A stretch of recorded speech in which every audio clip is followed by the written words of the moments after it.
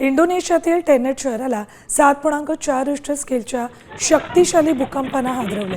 मोलुका समुद्रामध्ये झालेल्या भूकंपामुळे प्रशासनाकडून तातडीनं त्सुनामीचा इशारा देण्यात आलाय। 10 सेकंदात हादरलेल्या जमिनीनं नागरिकांमध्ये प्रचंड भीती पसरली। यात अनेक इमारतींचं नुकसान झाले। सुदैवानं काही तासानंतर त्सुनामीचा धोका टळल्याचं जाहीर केलं।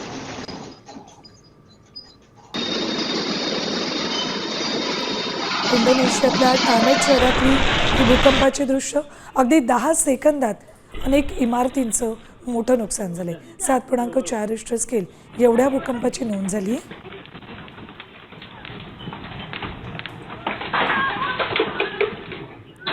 इंडोनेशियामध्ये भूकंपाचा जोरदार झटका बसलाय।